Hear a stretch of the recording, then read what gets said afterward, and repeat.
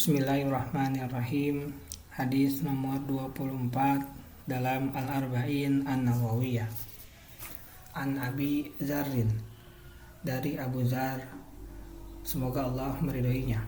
Ani Nabi sallallahu alaihi wasallam, dari Nabi Muhammad sallallahu alaihi wasallam, fima rawa anillah tabaraka wa ta'ala annahu qala, tentang apa yang diriwayatkan dari Allah Subhanahu wa ta'ala, bahwa saja Allah berfirman. Hadis ini dikatakan hadis qudsi, yaitu hadis yang diriwayatkan oleh Nabi Muhammad SAW dari Allah Azza wa Jalla. Adapun perbedaannya dengan Al-Quran, yang pertama, Al-Quran itu baik itu redaksi dan juga maknanya berasal dari Allah dan disampaikan melalui perantara malak Jibril. Adapun hadis qudsi, redaksinya itu dari Rasulullah SAW. Adapun maknanya itu dari Allah.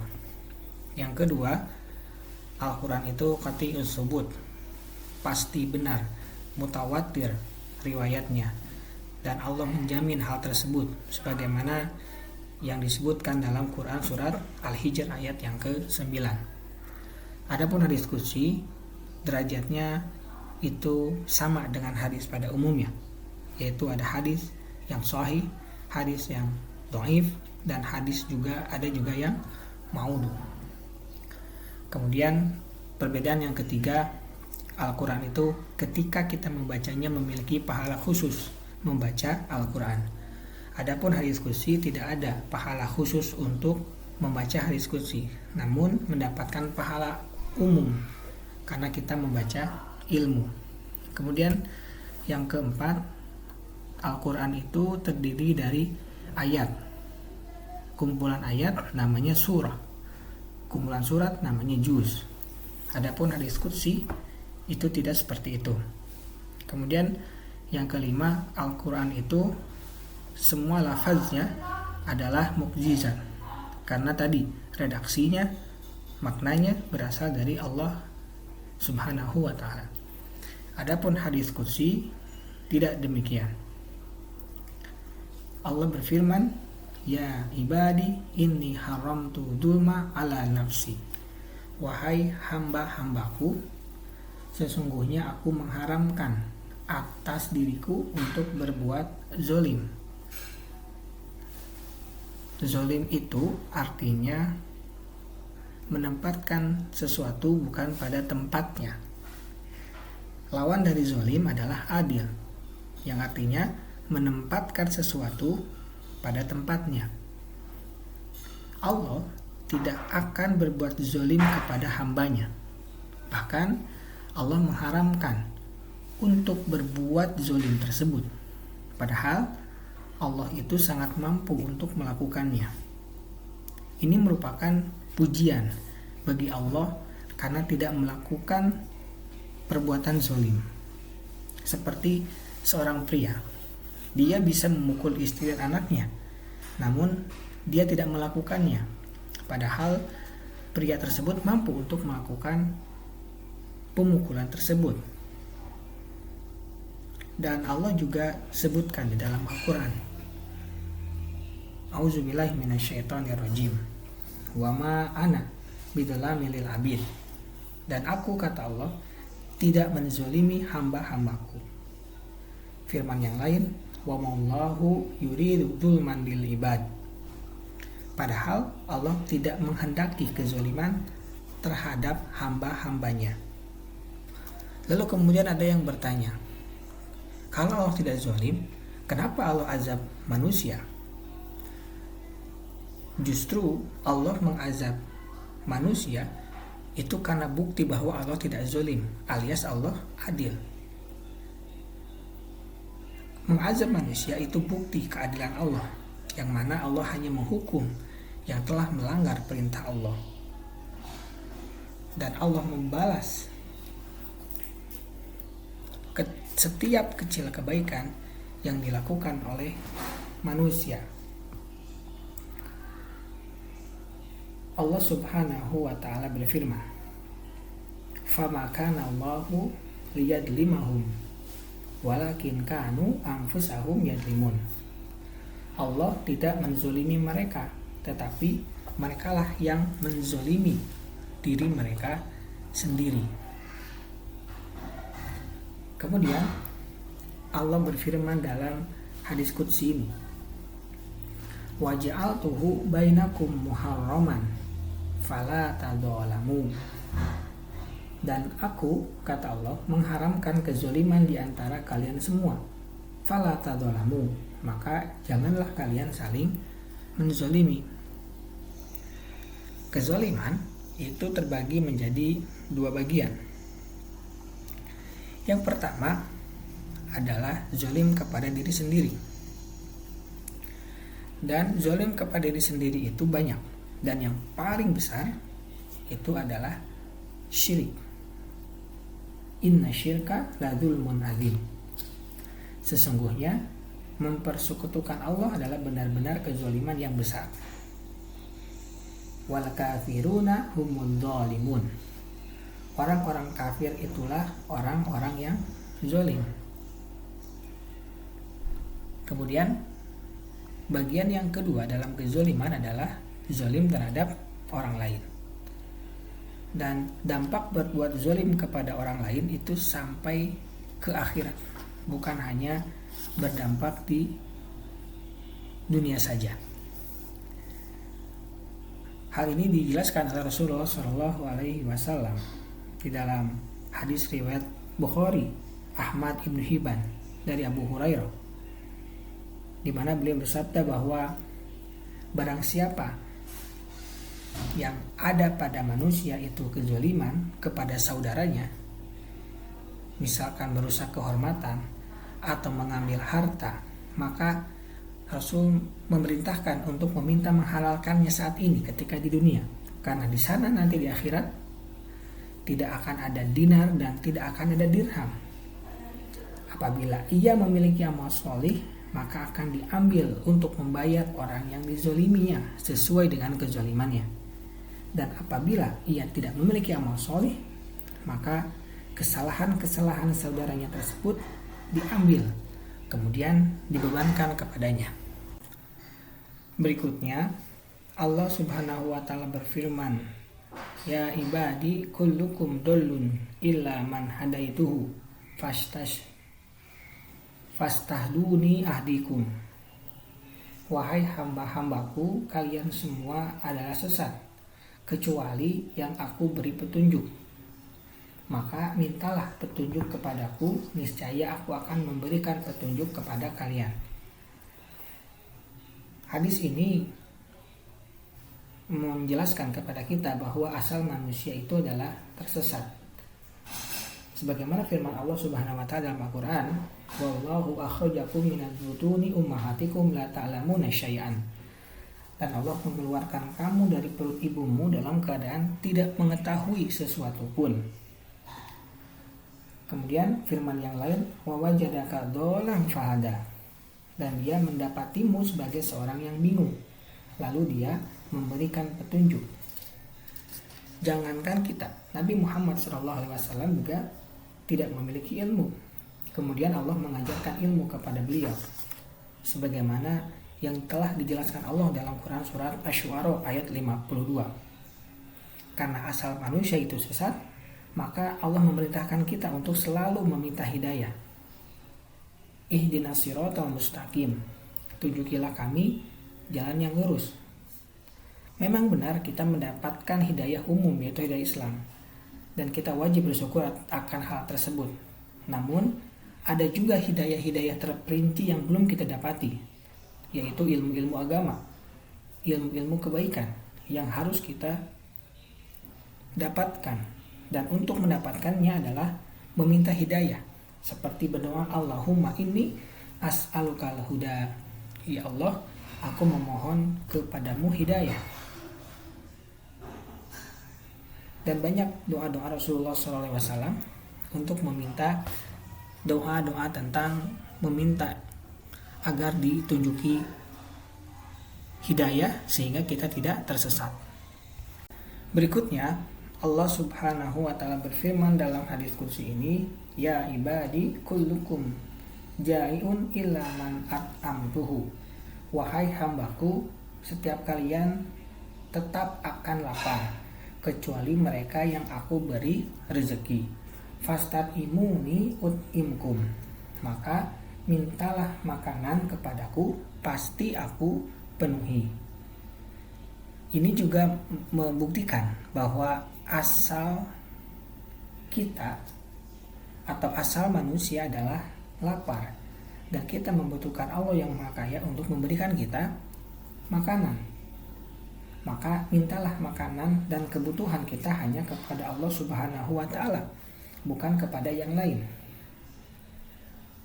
Kenapa? Karena yang menjamin semua kebutuhan kita, termasuk diantaranya adalah makanan, yaitu Allah. Firman Allah, wa ma min dabbatin fil ardi illa 'alallahi rizquha.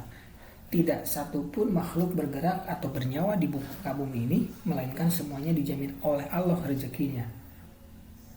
Imam Ibnu Katsir rahimahullah menafsirkan ayat ini, Allah Subhanahu wa ta'ala mengabarkan bahwa dirinya sebagai penanggung rezeki semua makhluk, baik berupa yang melata di muka bumi ini, baik yang kecil, yang besar, yang di laut dan di daratan.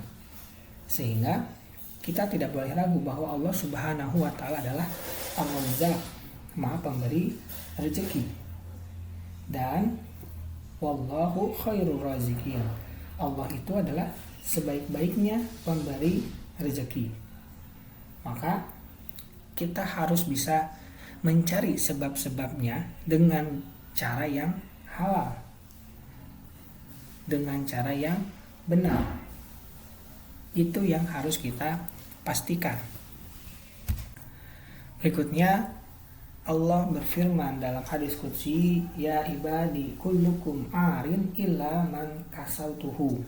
Wahai hambaku, setiap kalian adalah telanjang kecuali orang yang aku beri pakaian. Fastaksuni aksukum. Maka mintalah pakaian kepadaku, kata Allah, pasti aku akan cukupi. Ketahuilah bahwa orang yang paling merasa butuh kepada Allah adalah Nabi Muhammad SAW. Apa buktinya? Buktinya adalah semua aktivitas beliau SAW, sejak bangun tidur sampai tidur kembali, seluruhnya diiringi dengan doa dan zikir. Bangun tidur ada doanya, kemudian masuk ke dalam toilet ada doanya, sampai tidur lagi. Maka ada salah satu doa yang selalu beliau panjatkan sallallahu alaihi wasallam, yaitu ya hayyu ya qayyum bi rahmatika astaghits aslih li sya'ni kullah wa la takilni ila nafsi tarfata'in. Wahai Tuhan yang maha hidup, wahai Tuhan yang maha tegak, dengan rahmatmu aku minta pertolonganmu. Perbaikilah segala urusanku dan jangan engkau limpahkan aku kepada diriku walau sekejap mata. Nah, Rasul saja mampu berjam-jam mengangkat kedua tangan beliau sallallahu alaihi wasallam untuk berdoa. Tapi kita tidak mampu berjam-jam berdoa kepada Allah. Ini menandakan bahwa rasa butuh kita kepada Allah sangatlah kurang. Padahal Allah itu sangat suka jika kita senantiasa meminta kepadanya. Tentang pakaian ini, Allah Subhanahu wa ta'ala berfirman, ya bani Adam qad anzalna alaikum libasa yuwari sawatikum warisan wa libasut taqwa dzalika khair dzalika min ayatillah la'allahum yadhakkarun. Wahai anak cucu Adam, sesungguhnya kami telah menyediakan pakaian untuk menutupi auratmu dan untuk perhiasan bagimu. Namun pakaian takwa itulah yang lebih baik. Demikianlah sebagian tanda-tanda kekuasaan Allah. Mudah-mudahan mereka ingat. Maka apapun termasuk dalam pakaian, kita pun diperintahkan untuk meminta kepada Allah Subhanahu wa ta'ala. Karena terpenuhinya kebutuhan kita itu karena Allah yang mencukupi, bukan karena kerja keras kita sebagai manusia. kita jangan seperti Qarun yang mengingkari Allah sebagai pemberi rezeki. Bahkan si Qarun ini menganggap dirinya sendiri sebagai penentu mutlak atas keberadaan kekayaannya tersebut. Rasulullah Shallallahu Alaihi Wasallam bersabda bahwa Allah Subhanahu Wa Taala berfirman dalam lanjutan hadis qudsi ini, ya ibadi innakum tukhti'una bil-lail wan nahar wa ana aghfiru dzunuba jami'an fastaghfiruni aghfir lakum. Wahai hamba-hambaku, sesungguhnya kalian itu selalu berbuat dosa di malam dan siang hari. Sedangkan Allah senantiasa mengampuni semua perbuatan dosa, maka mintalah ampunan kepada Allah, niscaya aku akan mengampuni kalian. Firman Allah Ta'ala dalam hadis qudsi ini menjelaskan kepada kita tabiat manusia, yaitu yang selalu berbuat dosa. Kullu bani Adam khata' khairul khata'in at-tawwabun. Setiap anak manusia itu pasti berbuat dosa, dan sebaik-baik orang yang berbuat dosa adalah yang bertaubat. Maka selain perlu senantiasa meminta rezeki sebagaimana penggalan-penggalan sebelumnya, kita juga perlu untuk senantiasa meminta ampun kepada Allah. Terlebih memang Allah memerintahkan itu, sebagaimana firman Allah, ya ayyuhalladzina amanu tubu ilallahi taubatan nasuha. Wahai orang beriman, bertaubatlah kepada Allah dengan taubat yang sebenar-benarnya. Firman Allah juga, wasari'u ila magfiratin min rabbikum, dan bersegeralah kamu kepada ampunan dari Tuhanmu. Ayat yang lain Allah berfirman, sabiqu ila magfiratin min rabbikum, berlomba-lombalah kamu kepada mendapatkan ampunan dari Tuhanmu. Maka jadikanlah diri kita itu sebagai orang-orang yang beruntung di akhirat kelak. Dengan apa? Dengan banyak beristighfar. Nabi Muhammad Sallallahu Alaihi Wasallam bersabda, tuba liman wajada fi sahifatihi istighfaron katsira. Beruntunglah bagi orang yang mendapatkan di dalam catatan amalnya istighfar yang banyak. Hadis riwayat Imam Ibnu Majah.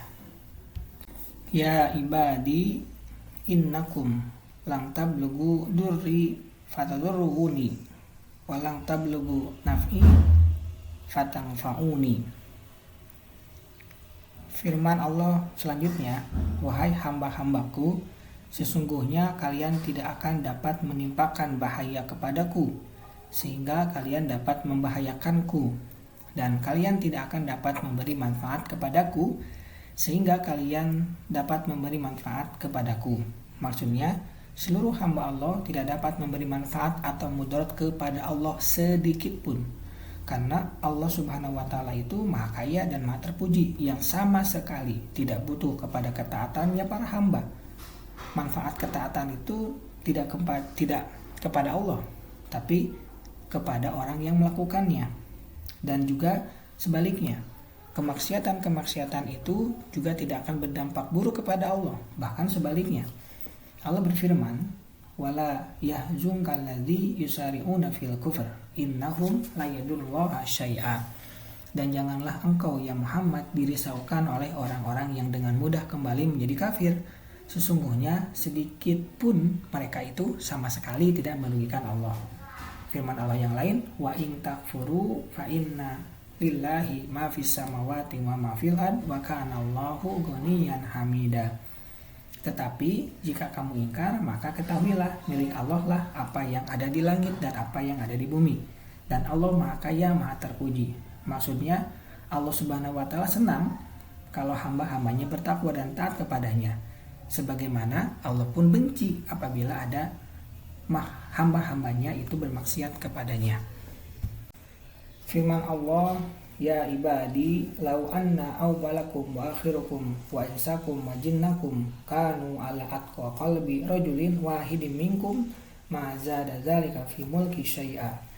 Ya ibadi law anna awwalakum wa akhirakum wa insakum wa jinnakum kanu ala afjiri qalbi rajulin wahidin minkum ma naqasa dzalika min mulki syai'a. Wahai hamba-hambaku, seandainya orang pertama dan terakhir dari kalian sampai terakhir dari kalian, manusia dan jin dari kalian, semua seperti hati salah seorang dari kalian yang paling bertakwa, maka itu semua sedikit pun tidak menambah kerajaanku. Wahai hamba-hambaku, seandainya orang pertama dan terakhir dari kalian, manusia dan jin dari kalian, semua seperti hati salah seorang dari kalian yang paling jahat, maka itu semua sedikit pun tidak mengurangi kerajaanku. Kerajaan Allah sama sekali tidak akan bertambah dengan ketaatan para hambanya, dan sama sekali tidak akan berkurang dengan perbuatan maksiat para hambanya. Ya ibadi, law anna awwalakum wa akhirukum wa insakum wa jinnatun qamu fi sa'idin wahidin fas'aluni fa'taitu kulla wahidin mas'alatah ma naqasu dzalika mimma indi illa kama yanqudul mikhyatu idza dukhilal bahr. Wahai hamba-hambaku, seandainya orang pertama sampai terakhir dari kalian, manusia dan jin, berada di tempat yang sama, kemudian setiap dari kalian meminta kepada Allah, lalu Allah mengabulkannya, maka tidak sama sekali mengurangi apa yang ada pada Allah, kecuali hanya seperti jarum yang mengurangi air laut jika dimasukkan ke dalamnya. Ini ungkapan kesempurnaan kekuasaan Allah dan kerajaannya. Kerajaan dan perbendaharaan Allah itu tidak akan pernah habis dan bahkan tidak berkurang, baik itu dengan pemberian yang Allah berikan kepada seluruh permintaan jin dan manusia dari awal sampai akhir. Rasulullah SAW bersabda, Yadullahu mal'un la tagiduha nafaqatun sahahul laila wan nahar qala araitum ma anfaqu mundu khalaqas sama wal ard fa innahu lam yajid ma fi yadihi. Tangan Allah penuh dan tidak berkurang oleh infak dan banyak memberi pada malam dan siang hari. Tahukah kalian apa yang telah diinfakkan sejak Dia menciptakan langit dan bumi? Sesungguhnya itu sama sekali tidak mengurangi apa yang ada di tangannya. Hadis riwayat Bukhari, Muslim, Tirmizi. Firman Allah selanjutnya, Ya ibadi, innama hiya a'malukum uhsiha lakum summa ufikum iyaha. Wahai hamba-hambaku, sesungguhnya itu semua adalah amal-amal kalian yang aku hitung untuk kalian, kemudian aku menyempurnakannya untuk kalian. Amal-amal hamba itu semuanya telah tertulis di sisi Allah, dan Allah menghitung seluruh perbuatan hambanya, kemudian menyempurnakan balasan baik itu kebaikan maupun keburukan mereka. Seperti dalam surat Al-Zalzalah, Faman ya'mal mithqala dzarratin khairan yarah wa may ya'mal mithqala dzarratin syarran yarah. Barang siapa mengerjakan kebaikan seberat zarrah, niscaya dia akan melihat balasannya. Begitupun sebaliknya, apabila mengerjakan kejahatan juga akan melihat balasannya. Wa wajadu ma'amilu khadiran wa la yadlimu rabbuka ahada. Dan mereka akan dapati apa yang mereka kerjakan itu telah tertulis, dan Allah sama sekali tidak akan menzalimi sedikit pun. Kemudian summa ufikum iyaha, kemudian Allah menyempurnakannya untuk kalian, bahwa Allah itu akan melipat gandakan kebaikan yang hamba-hambanya kerjakan. Kemudian faman wajada khairan falyahmadillah wa man wajada ghaira dzalik fala yalumanna illa nafsah. Barang siapa mendapatkan kebaikan, hendaklah ia memuji Allah, dan barang siapa mendapatkan selain itu, maka jangan sekali-kali ia menyalahkan kecuali kepada dirinya sendiri. Ini sama dengan firman Allah, ma asabaka min hasanatin famin Allah wa ma asabaka min sayyi'atin famin nafsik. Kebajikan apa yang kamu peroleh adalah dari sisi Allah, dan keburukan apapun yang menimpamu itu dari kesalahan dirimu sendiri. Makanya ketika kita berhasil melakukan suatu kebaikan, maka kita ucapkan alhamdulillah binikmati tatimmus sholihat. Subhanaka Allahumma wa bihamdika asyhadu an la ilaha illa anta astaghfiruka wa atubu ilaik. Assalamualaikum warahmatullahi wabarakatuh.